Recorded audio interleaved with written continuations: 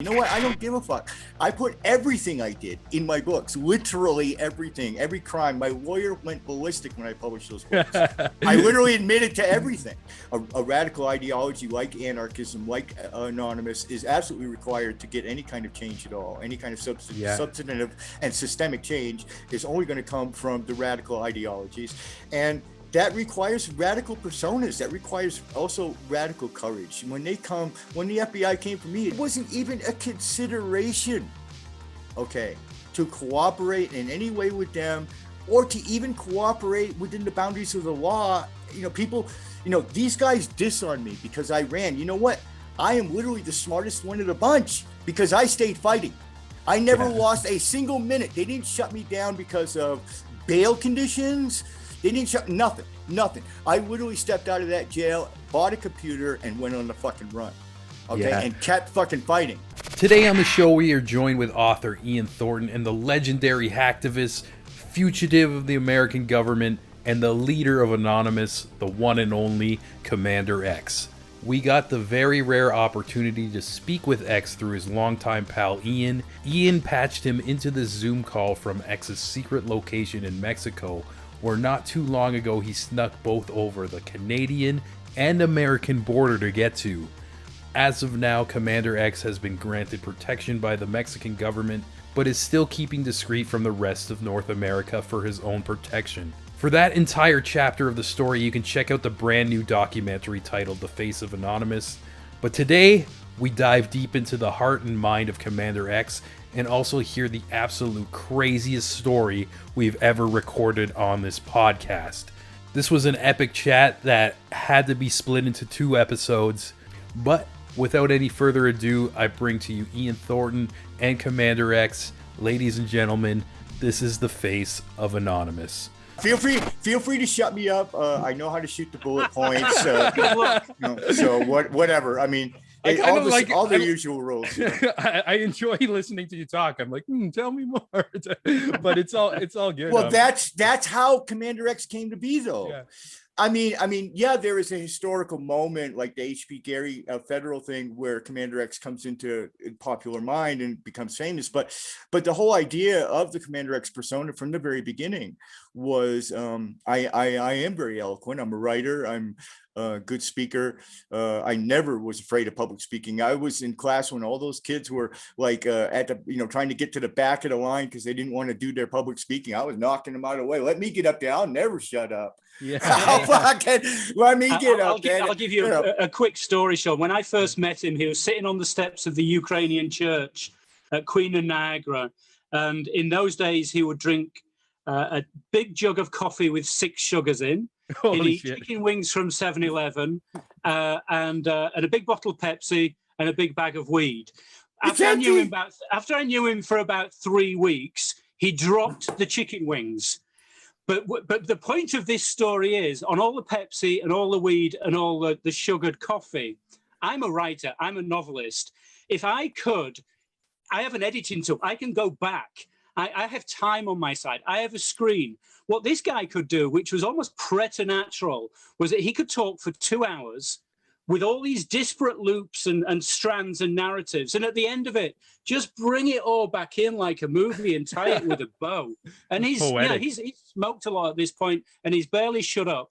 And it's almost superhuman. So I have to give him credit for that. And, that's a skill. As a writer, I was never jealous, but I was slightly envious.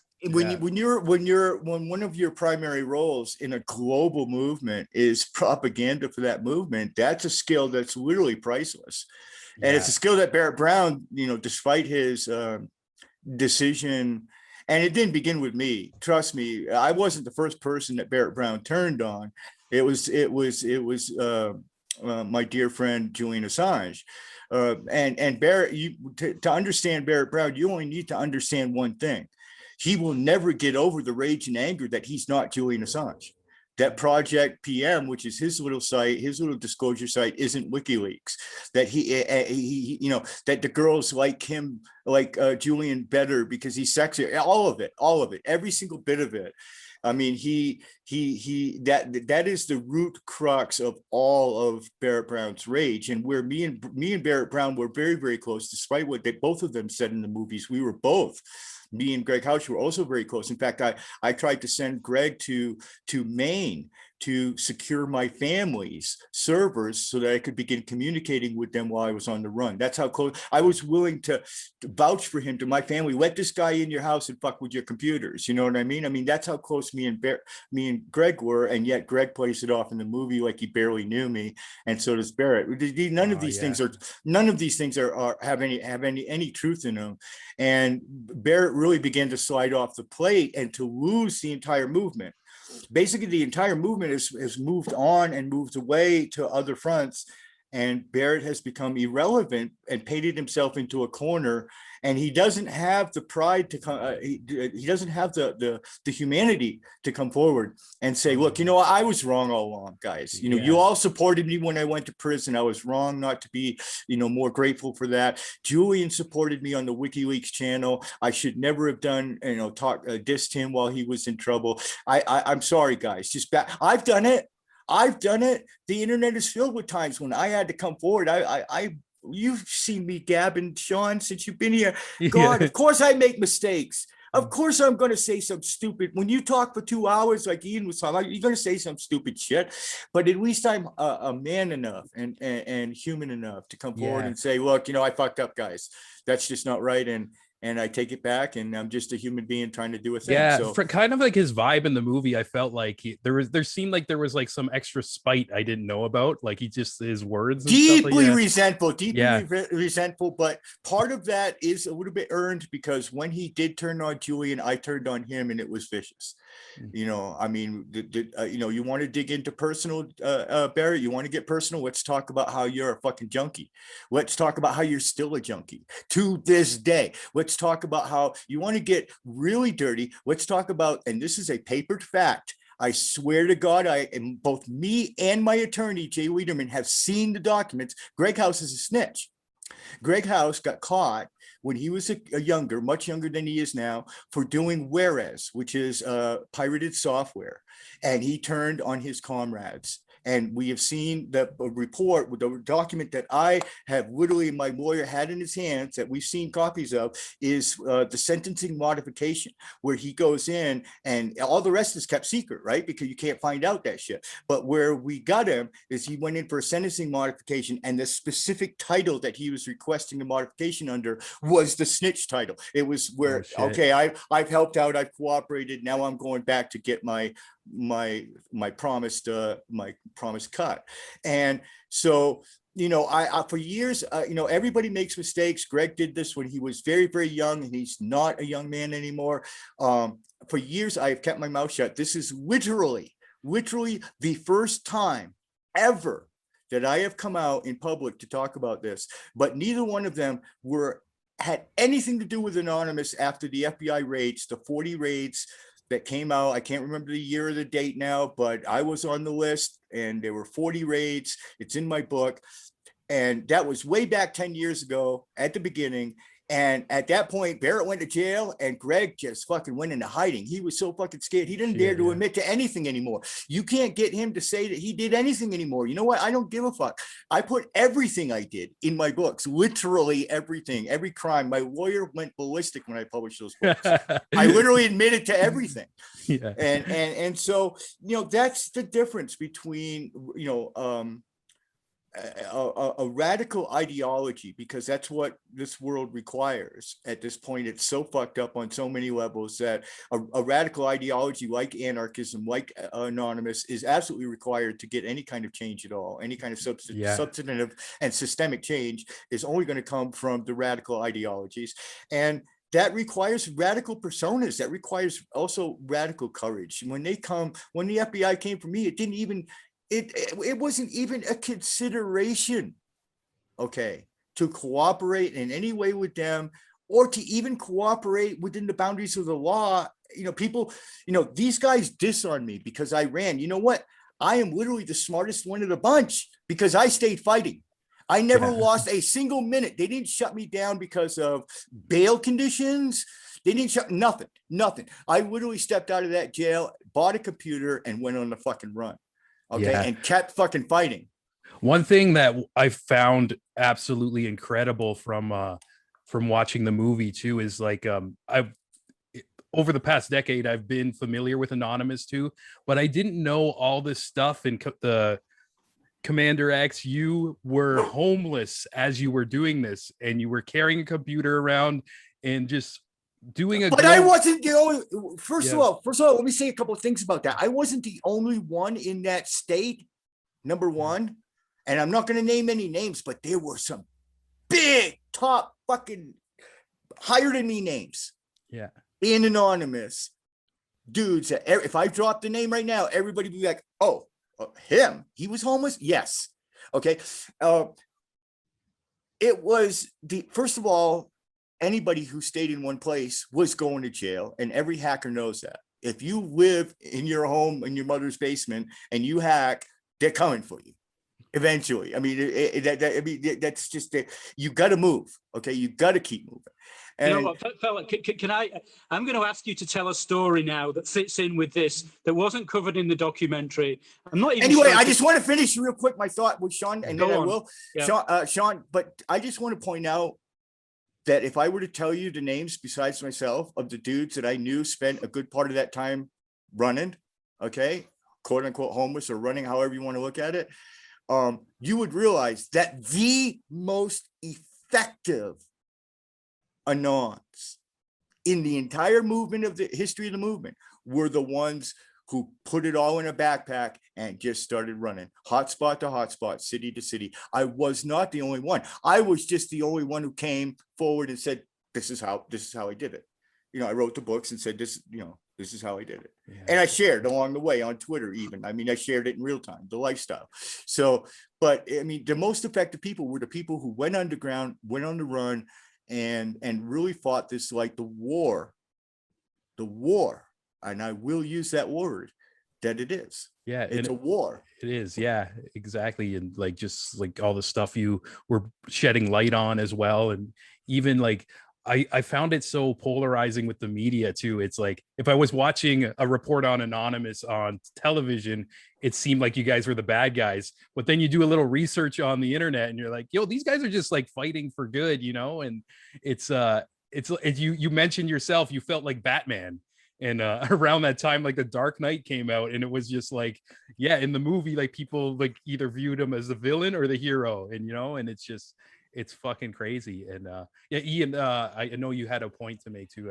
I'm sorry, Ian, I cut you off. No, that's all right. There was a time when you were in a safe house. I think it was California, and the prompt I'll give you for the story, fella, was the meth lab. Tell the meth lab story. Meth lab. Hold on. I got to retrieve it from the RAM. You were in a safe house and it was raided by the law, and you were cuffed and put into the back of a car. You were wanted at the time. Oh, it wasn't a meth lab. I know. I know it wasn't. All right. Well, I'll tell the story. It's in the book. That's the kicker. That was really one of the most extraordinary moments. That whole Underground Railroad story.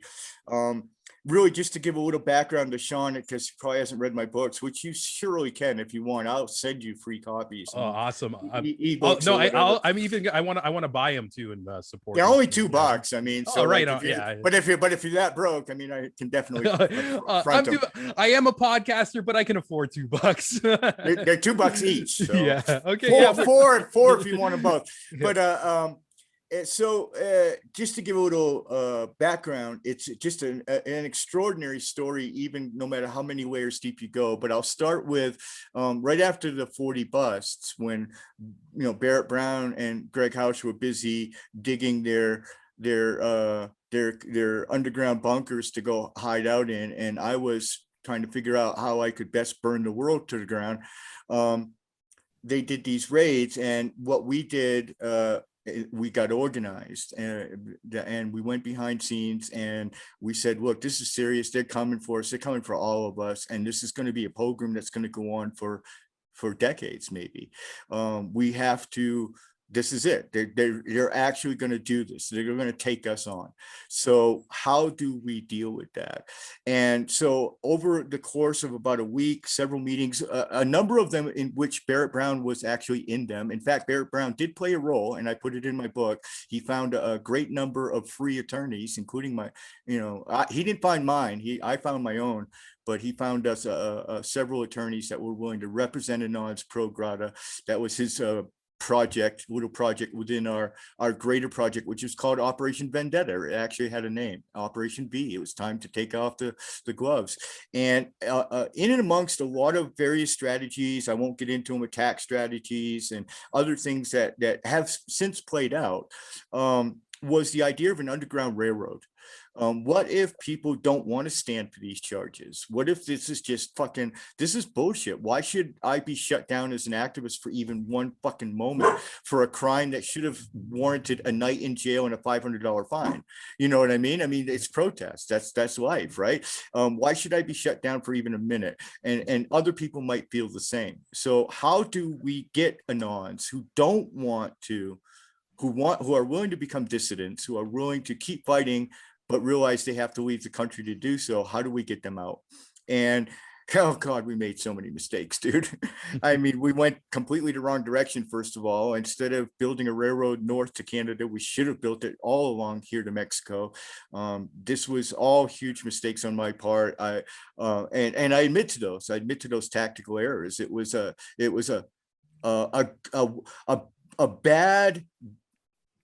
good idea executed well by the people who executed it, but very poorly on my part as far as the ultimate design of the thing. But anyway, it was a very serious underground railroad, and what we did was we set up a very incredible protocol. We looked at all the other underground railroads that had existed throughout history. We talked a lot about how to use technology, how to use compartmentalization. So when you read in the book, for instance, the people who were shuttling me through the railroad, who had been drafted to become part of the railroad. Hey, enough, stop. They're just working.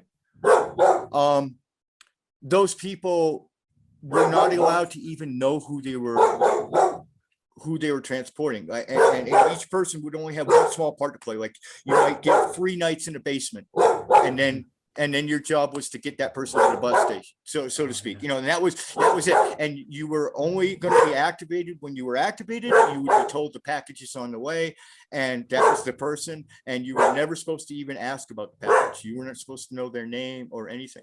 So when it's very interesting, because I became ultimately the only activist to actually use this mechanism, this operation or organization that we had created of these people, these volunteers up the West Coast to the Canadian border.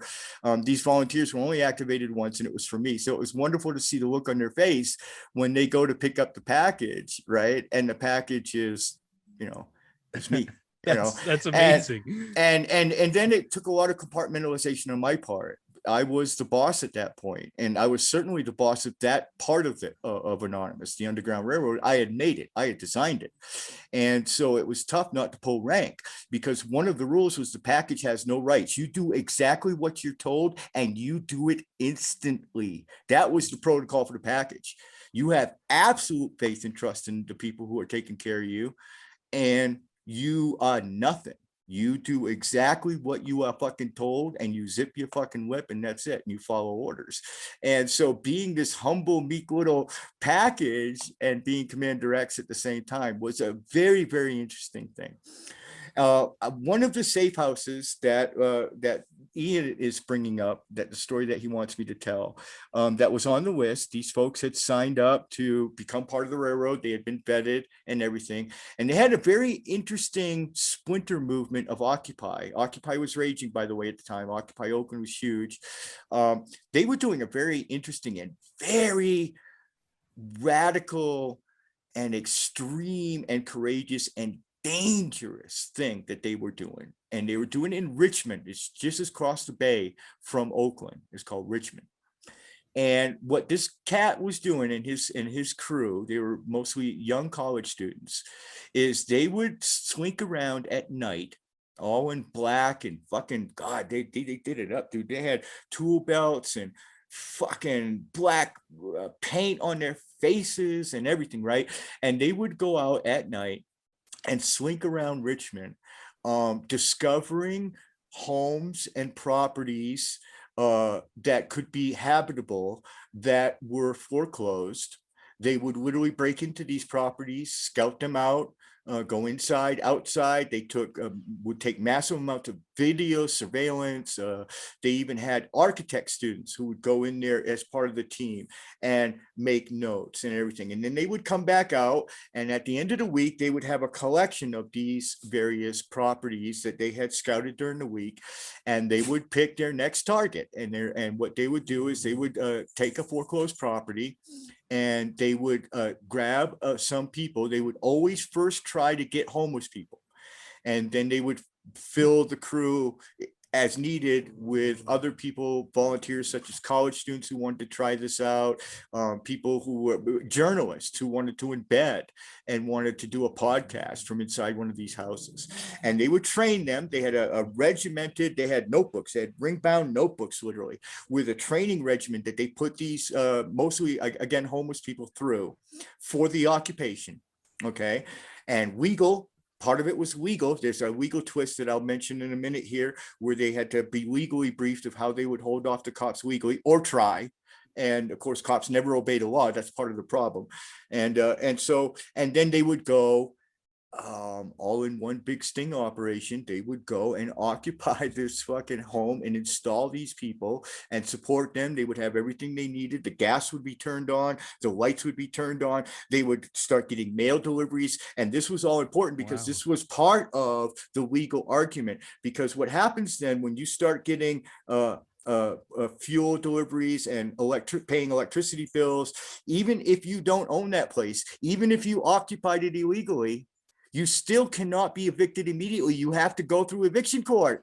Oh, They have to evict you like a fucking tenant.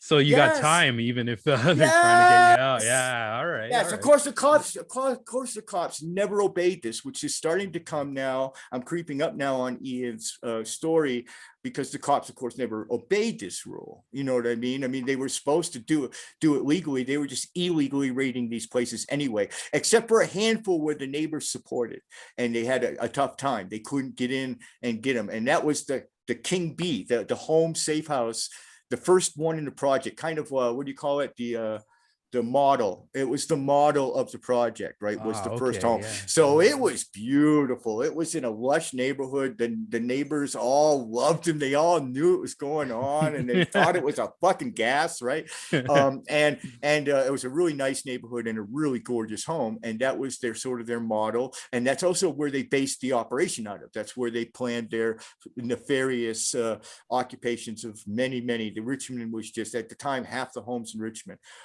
and apartment buildings and whatnot even were foreclosed. So they really had easy pickings. I mean, it was a wonderful project. Okay. Yeah, that sounds amazing. And so they were a great pick as a designer of an underground railroad. They were a great choice. I was like, look, all you got to do is keep the package away from the danger. Pick the safest one you got going, the one where the cops are the least likely to break the law and raid it, and just put them there for a few days and then do your part to transport them to the next waypoint. And that's it. And they're like, oh, we're in it. We're all up in it. Yeah, we'll do it. We'll sign us up. And people loved it because they really didn't have to do anything. After the training sessions were over, after we trained them on the protocol, because they weren't allowed to have any paperwork, they weren't allowed to keep the protocol. They had to literally memorize it. So there was a pretty intense couple of weeks where we really drilled it into them and made them answer questions and pop quizzes and everything, because we couldn't keep this shit on paper. Yeah, almost like you're making like these soldiers, Right, exactly. And so when Richmond, I didn't know which of these safe houses. As they're moving me through the Underground Railroad, it's important to understand another aspect of it is we had a group of people who volunteered to be an operator. And an operator is interesting. The operator is a person who, because a package has been activated, he's activated after. Okay, he's chosen to be the operator of that package, and suddenly he becomes the only person besides myself in the entire world who is able to know the entire layout of the railroad. He gets to know everybody who's in it. Okay. And it's his choice where the package goes.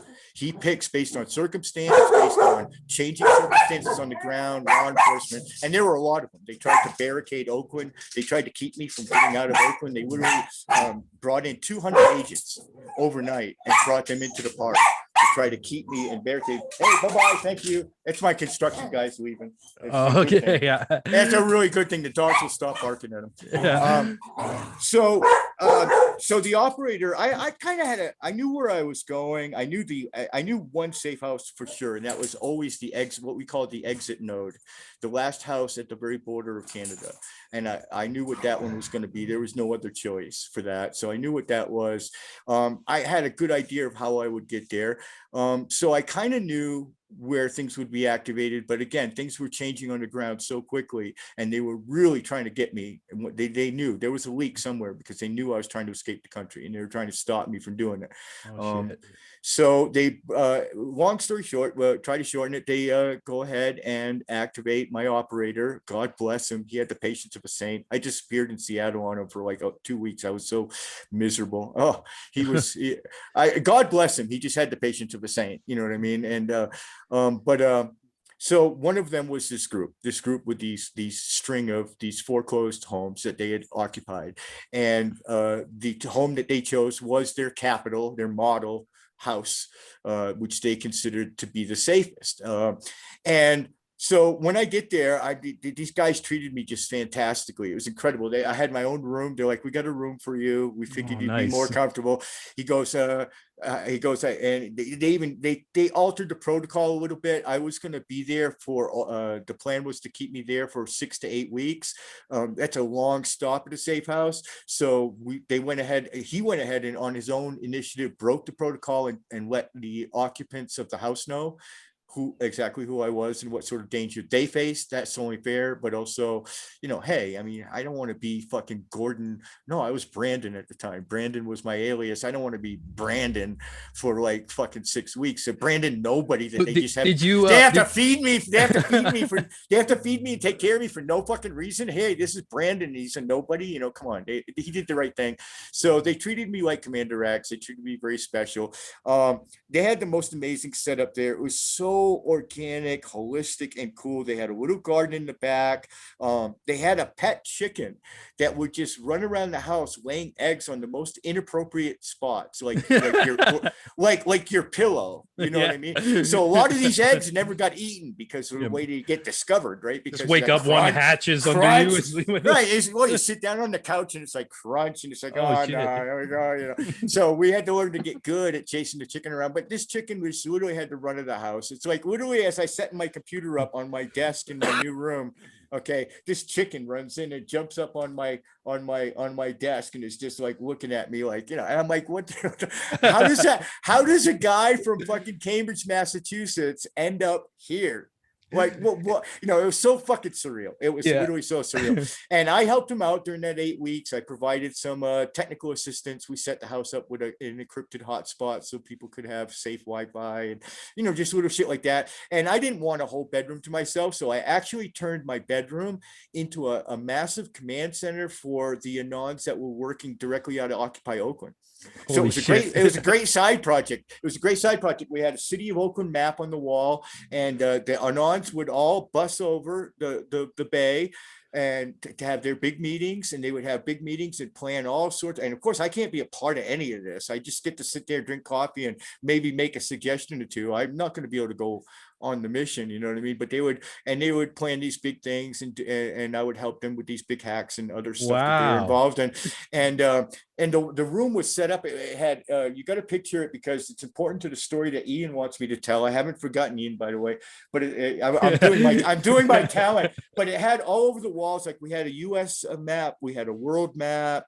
all of these were, some of them were my stuff because I was still deeply involved in some Anon projects like Op Nigeria. I was deep into North Africa at the time, helping the very few Anons that we had in Africa, helping them to really try to make a difference. And so I had a lot of my stuff up. And then in between every spare spot, I would just get the color printer going and just put up Anon masks and fucking anarchist symbols and whatever friggin' memes, cool. that anti-authoritarian memes and everything. And this is important to the story, right?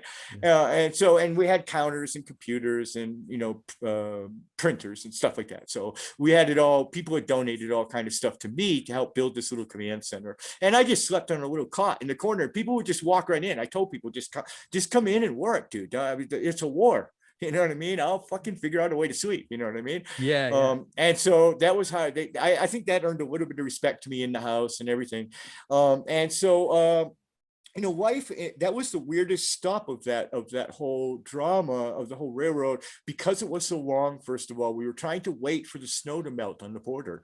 That's why the long. I didn't want to have to trudge through snow to break into Canada, and that was the purpose of that stop. And so it all came to a sort of an end, okay, quite suddenly. One morning, I was just doing my routine. I remember very clearly, because I was working on the Kim.com stuff. I don't know if you remember when they arrested Kim.com and shut down Mega, but Anonymous proceeded to wreck 17,000 websites in about 24 hours. Oh shit. Yeah, I don't remember that, but that's cool. That's crazy. I mean, yeah. even Amber Lyon dropped everything, put it on CNN. It was quite something. The response. This might ring a bell. The response to the Kim.com arrest was equivalent basically to the shutdown. As far as the outrage and the response, it was actually considerably more, actually, because by then we were a much larger movement than we were back then. So it was a pretty considerable operation, but I remember that was going on when this happened. So I was up early and right at the crack of dawn, and I had a lot of work to do. I mean, I was basically going to stretch, go make a coffee, and just dive right into the computer and get to work. I had a lot going on between everything. I was making good use of that time. I was not one to just lay around the fucking safe house and wait for people to cook dinner. I did wait for people to cook dinner. That's only because my cooking sucks. But anyway, so I stretch, you know, and I had curtains, and I see a shadow in the alleyway in between the two houses, the house next door and ours. And I see a sort of a shadow flicker. It's not, I am no alarm, no tinglies or anything. Maybe an animal or a bird or just the trees moving a funny way, but I just wanted to see. So I kind of eased the curtain back a little bit, and there's a fucking Richmond cop, like his hat was like inches from my fingers as I pushed the curtain. I mean, he was right in the window. No, but he was turned. He was looking down the alley that way, and he was much lower than me. I'm looking at the top of his hat. Oh, like, fuck. Right? How did that feel? Did your heart just like? Oh, there is no words. I mean, jumping out of airplanes might do it for you. I don't know. You got to really go to the adrenaline junkies to find a moment. I mean, you could die. A man my age could die from a moment like that. I mean, literally, it's that much adrenaline that it could kill you. But yeah, so there's like, what happens in a moment like that is there's about I want to say about a half a second. It usually, because of the adrenaline, seems more like 4 or 5 seconds, but it's about a half a second where you just kind of mentally spin. You're like, it's like the old fuck. I call it the old fuck moment. Do you feel like kind of like a blackout? Like your brain is just, your brain is just stuck in the moment. Literally, it's like, oh fuck.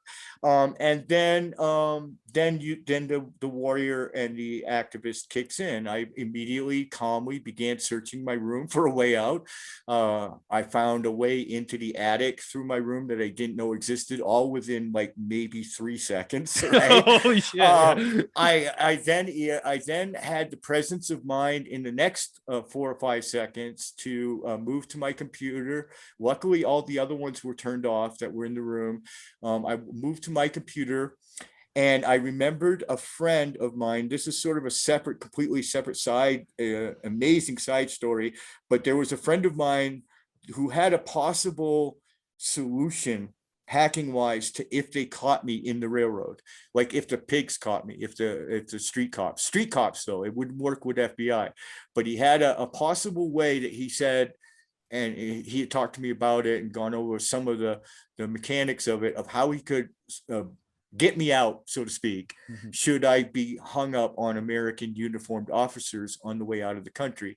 Because there was, by that time, there was a bench warrant out for me, and there was, I mean, they were trying to get me. So I had the presence of mind to send him, like, literally, it was like, dude, now.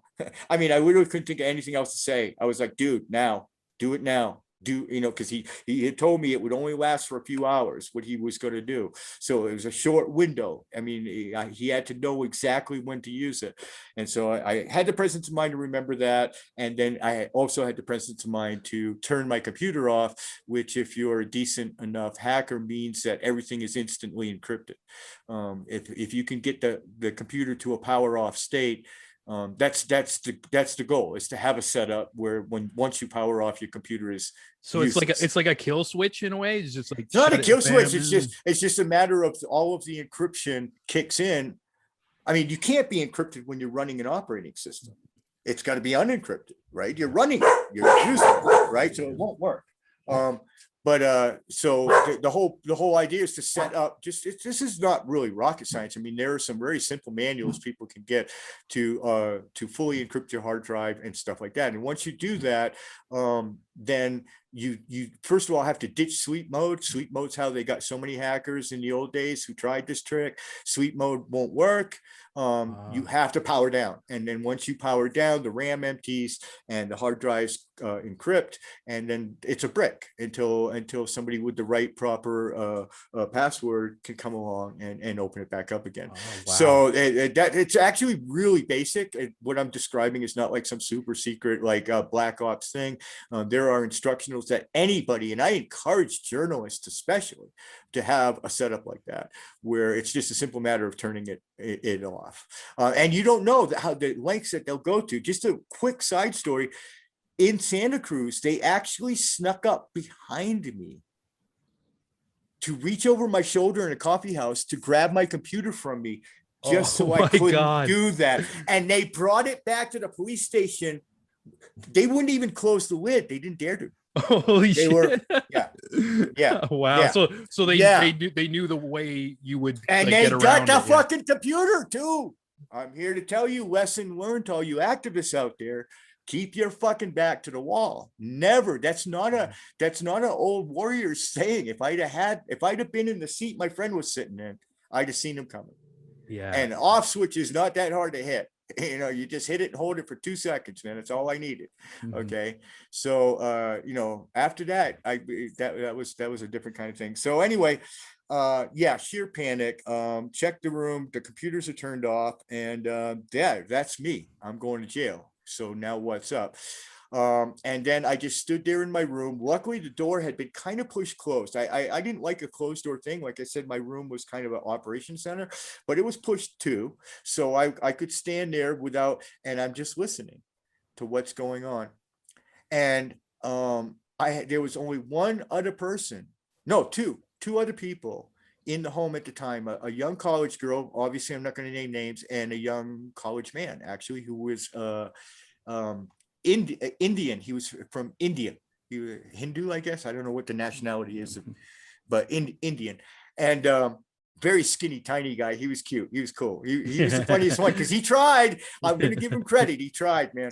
But anyway, and I knew that the girl was making me breakfast because she had come in and said, X, do you want me to add some food in for you? I'm cooking my own. And I was like, they always looked out for me because they knew I would never eat if they didn't fucking bring me food, right? Oh, that's really nice. And so I knew she was in the kitchen, and I'm listening, and I can't hear all of a sudden, no knives, no kitchen clatter, nothing. And it's like dead silent.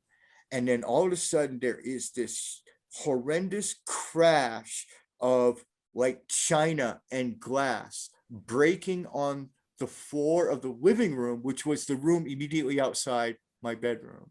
Holy shit. And I just hear this crash of like china and glass and forks and knives and everything. What the fuck is that? I gotta look.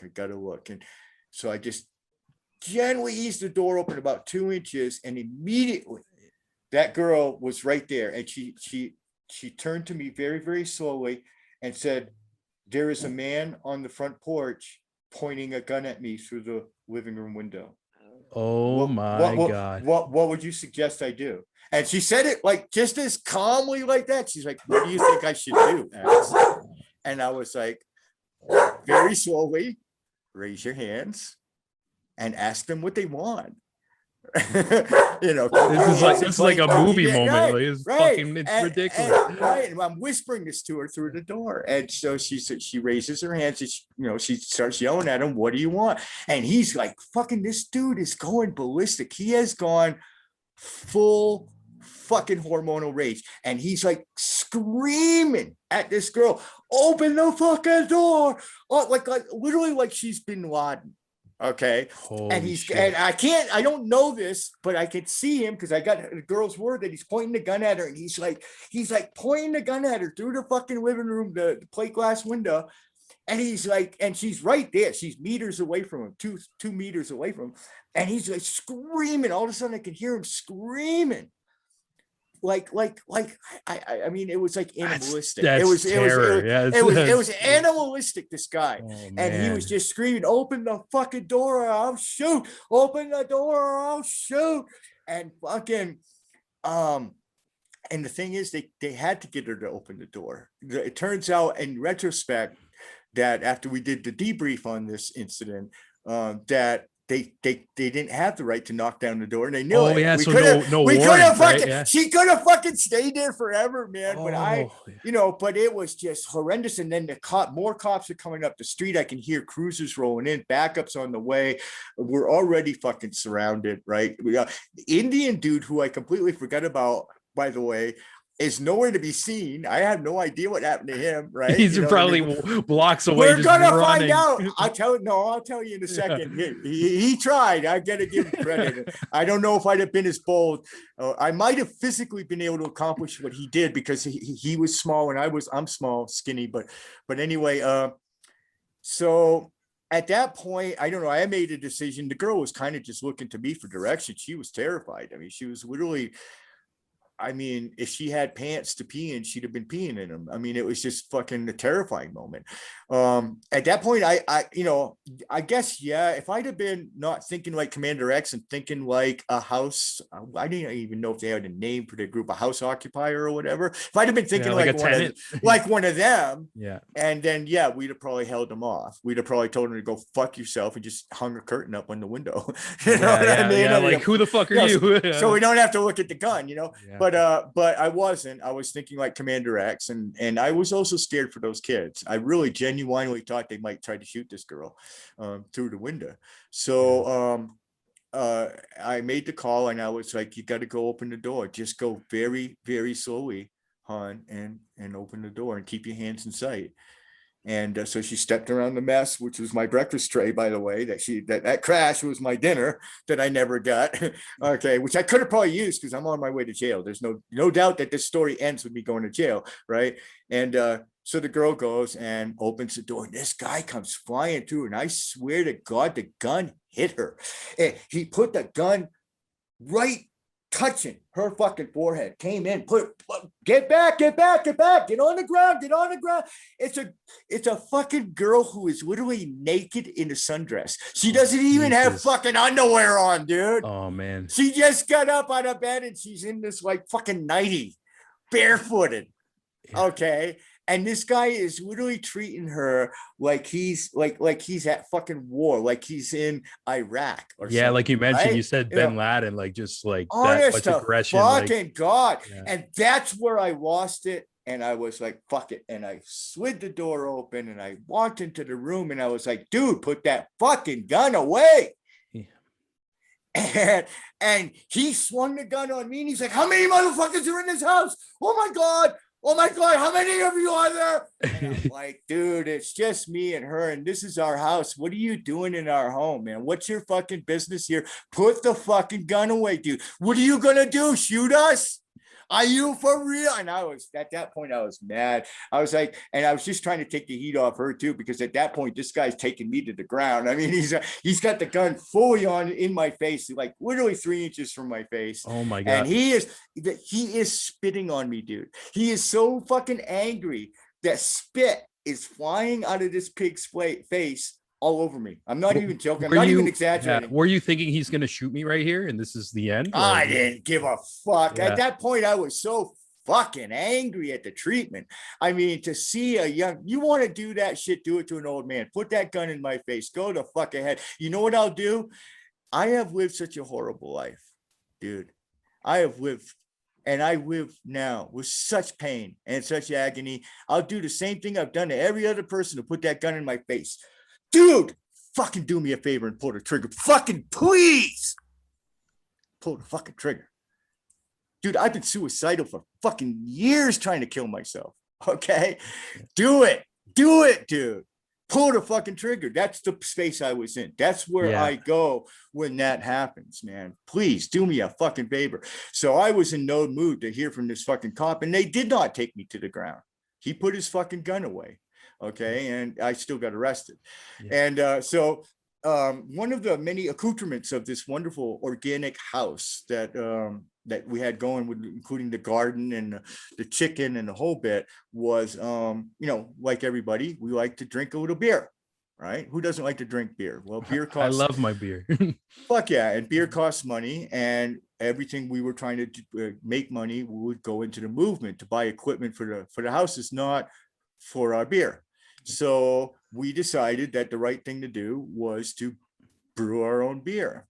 And I knew how, and the leader of the house had some knowledge of it. Together, we came together and we built a brewery in the garage. And we brewed approximately 15 gallons a week of beer. And we would keep 5 gallons of it for the parties at the house, and the rest got distributed amongst the rest of the safe houses. We would just bring them free beer. Oh, that's nice. Once a week. Yeah. So I don't know how many people know about beer brewing or know what it looks like, but it kind of looks like a still. It's basically like a big glass bottle with lots of stuff stuck on it, coming out of it, and gauges. If you want to do it right, you keep temperatures and you monitor the gas, and you want it to taste good. And there's ways to do that. So it's a little bit of a kit. It's like a thing that you build, and it spits out beer. You put the right, cook up the right pot of ingredients, pour it in there, and then a week later it'll shoot beer out. You can actually, the tap is right on the thing. You didn't even have to bottle the shit. We just draw off a mug of beer. And so the thing looked, I guess, I suppose, from people who don't understand beer making, and we just bought all this shit at a beer making store in Oakland. I mean, it was not like rocket science or anything nefarious at all. So I'm in the back of the police cruiser, and I think the first part of the story that Ian wanted me to relate was how I got the kids out of this.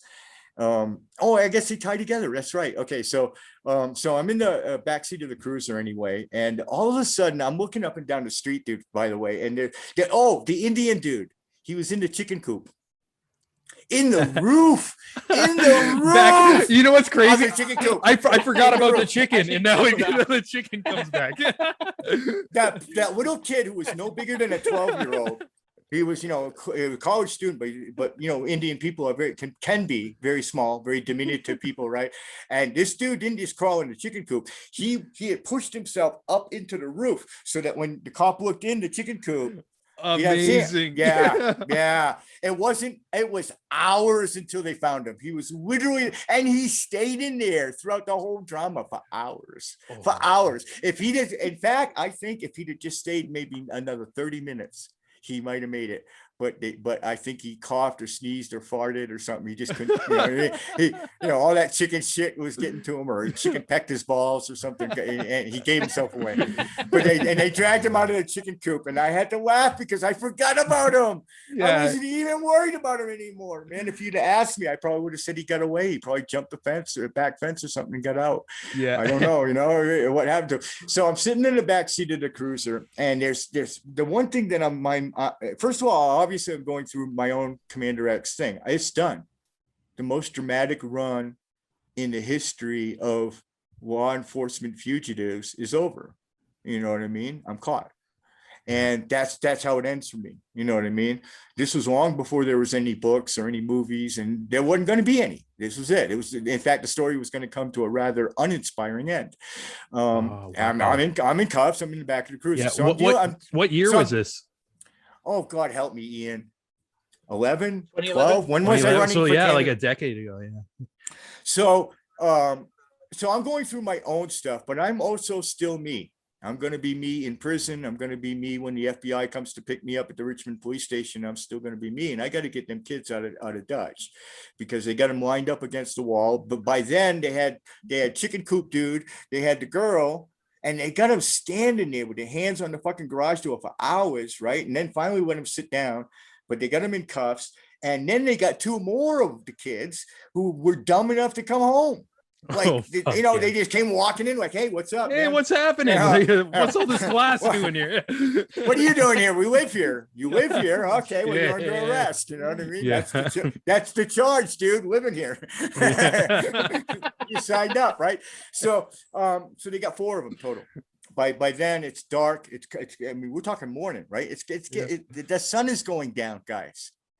We're talking about 2 girls, a girl and an Indian dude living in a squat, and the sun is going down on this operation. And as I look up and down the street, it's lined with police cruisers. There's cops walking around like you see after a school shooting with a rifle over their shoulder, like eating some lunch and stuff. Yeah. It was like a siege operation or something. Yeah. Like they were victorious over some sort of like huge gun battle or something. Yeah. And I'm like, this was like 2 college kids. One of them was naked. Not naked, but I mean, honest to God, dudes, what the fuck? What it is? It was like, literally, you people are insane. This just highlights to me how insane this police military fucking mentality that drives these pigs and drives the military, drives a whole, I don't know, Spartan kind of fucking mentality, way of society. It's horrible that these people could take something like this seriously. And the neighbor lady, who was the big wig in the neighborhood too. She was the mom of the whole fucking neighborhood. She was rich and she was not fucking happy. That lady who didn't owe us a thing, right? Stood out there on our fucking fence and watched everything. She goes, I want to see that. What are you taking? What are you taking? Come here. I want to see that. And she got her phone out. I mean, that neighbor lady, God bless her. I don't even know who the fuck she is, but I never even really talked to her, but she was awesome. Right from the very beginning, I knew I had been warned that she was cool. And she was down for the cause. Right. That's right. sick. Yeah. So I'm sitting in, and like I said, I'm just really in awe of these blinking lights going on both in front of me and behind me, all of these cops. And then, as if it couldn't get any more surreal, as I'm taking that in, 2 hazmat trucks come driving up the street.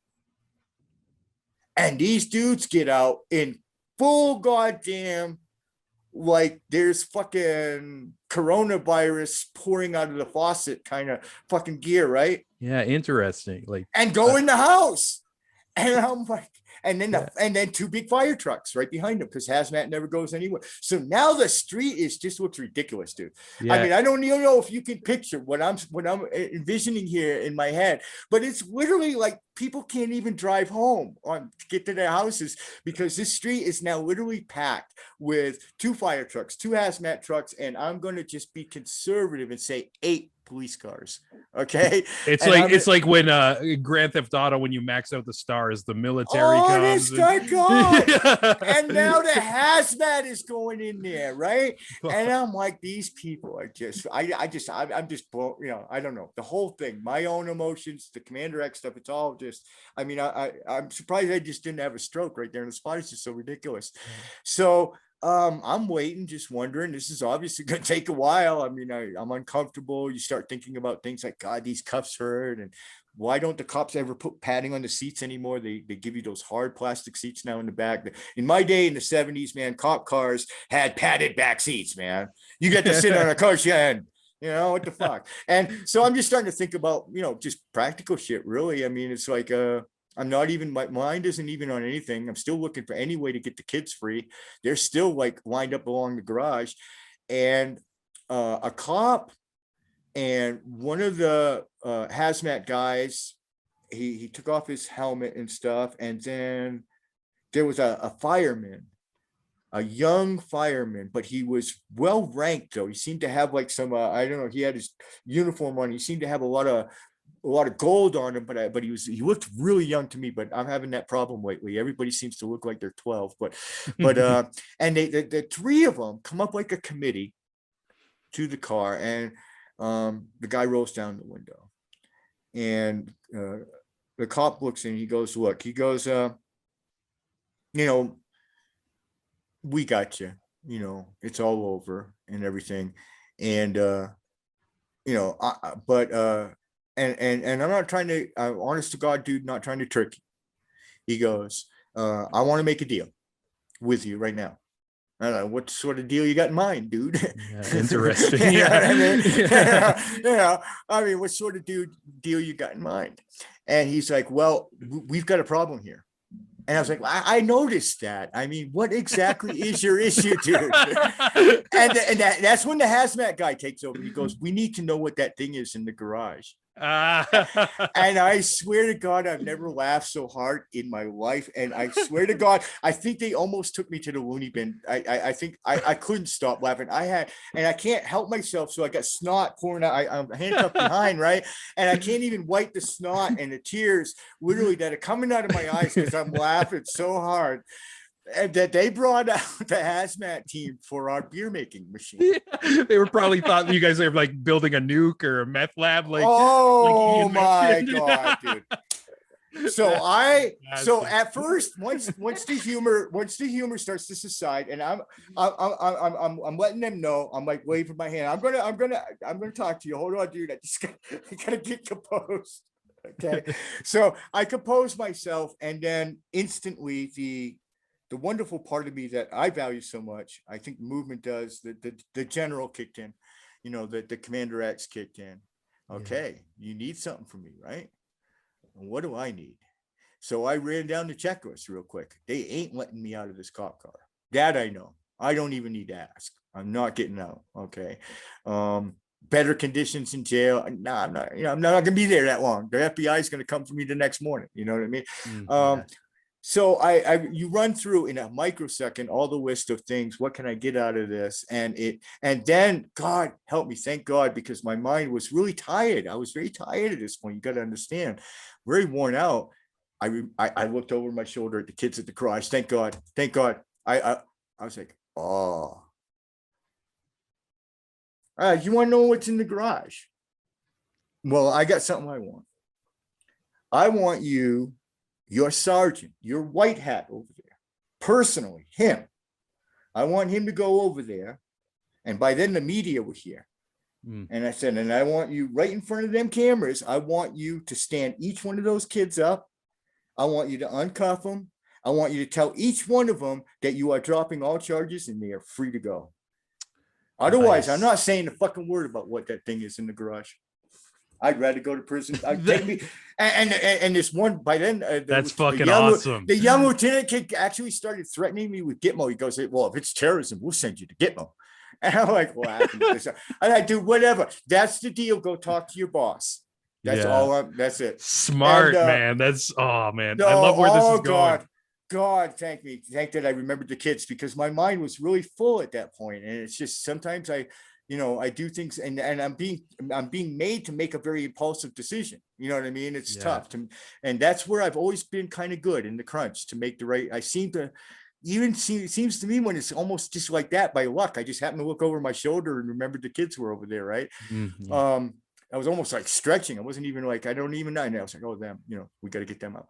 And it was, long story short, it was a matter of seconds. I don't even think it was 60 seconds. It was an easy decision. The sergeant walked over there and he uncuffed them all on camera and let those kids go. And that is that's nice. That to me was literally one of the greatest moments of that really incredible adventure.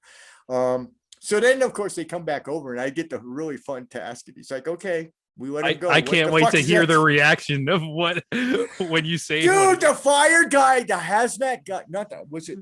No, it was a fireman guy, came back to get tips. He's like, how can I brew my own beer, dude? I didn't know I could do that. Yeah, you could just I do it didn't in the know it was garage. I didn't know it was that easy, right? I didn't know it was that easy. Can you give me some tips? And I was like, dude, I don't got time, but just go to the brew store.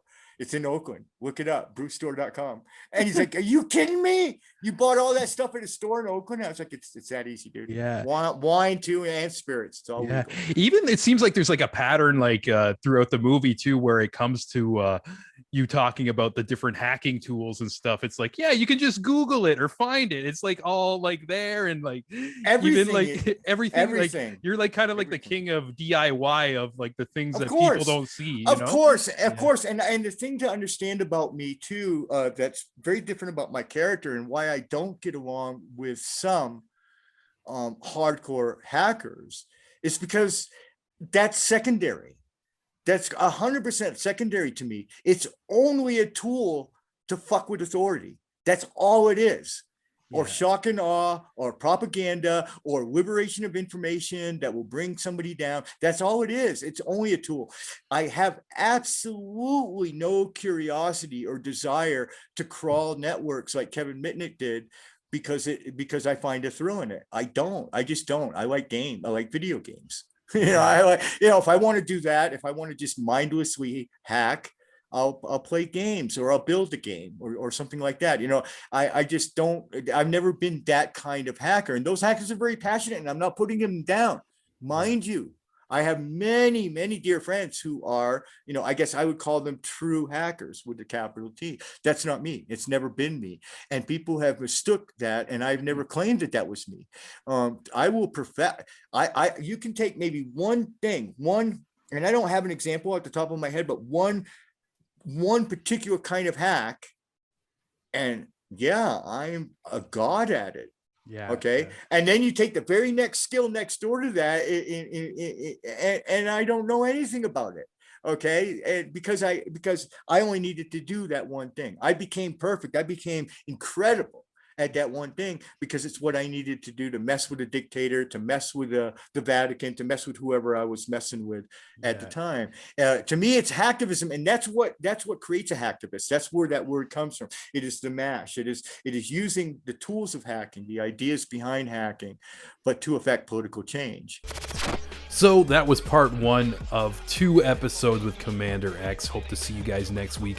And also be sure to check out the documentary, The Face of Anonymous, which is right now playing at Hot Docs and should be on television really soon, and most likely on demand as well. But like always, before we leave, we want to give the biggest thanks to everybody who supports this show. First off, our co-producer Jeremy Hopkin of Hopkin Design, and also all you absolute legends on the Patreon. Starting with the one, the only Ola Mazuka of Sonic Fold, Ryan Watkins of Ryan Radio, Pat Maloney, Ryan Campbell, Daniel Sun, Drew Stewart, Devin Staple, Amanda McKnight, and last but not least, Francis Kopfer, aka my mom. Thank you so much, be good to one another, and we'll catch you next time. I see the cops on that catch and release. I let 'em pop if they ask me to freeze. Fuck 12.